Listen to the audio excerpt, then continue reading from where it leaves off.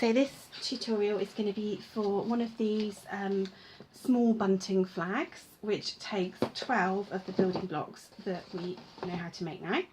So I'm just going to start building it. So the main basis of all of this framework is 3 of these building blocks, creating the first sort of pyramid shape. So it basically, this is where the cross in the middle is important. You have to slide it in as follows.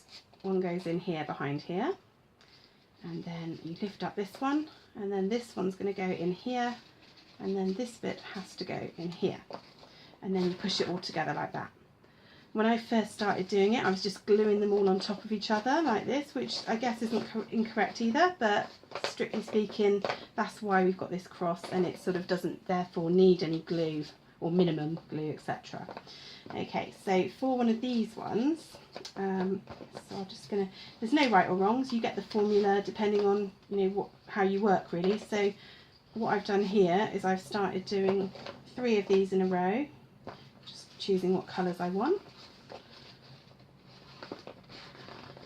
Okay, so that's going to be the top of one of these bunting squares, and then we're going to need the point here, so we're going to go in here, and then same thing again. It's always the same thing. It's like lift up this bit for that one to go in there, and then that one to go in there. Don't be scared to push it about and show it who's boss, as it were. So that is, you can see, going to be the shape of a bunting, a small bunting flag.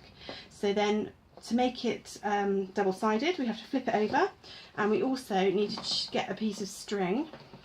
So I'm just going to add it to the existing bunting thing we've made.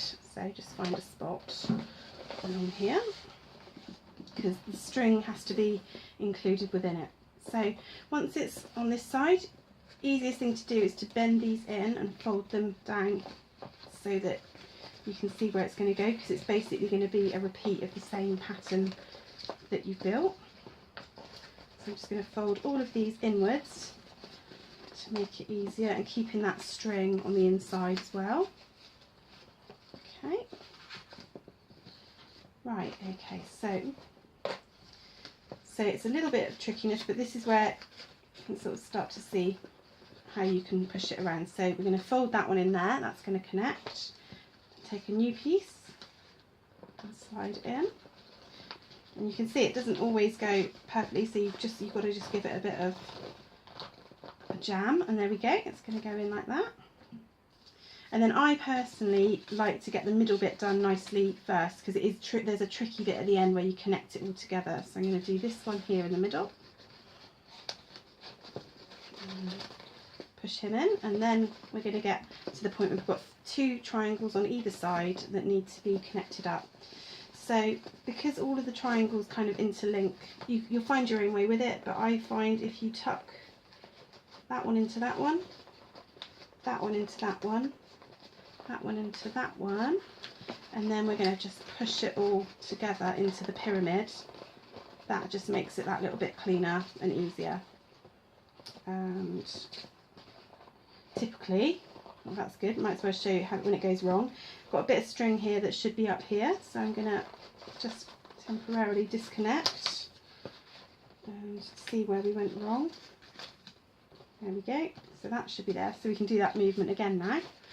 One in there, in there, in there, and then push. And so there, the string is in the right place. Okay, and then we can repeat on this side. So little tuck in there, little tuck in there, and there, and then it's all going to be pushed together. As I said, don't be scared to push it about if you need to, because it will go into that shape. Okay, and so there is another little bunting flag.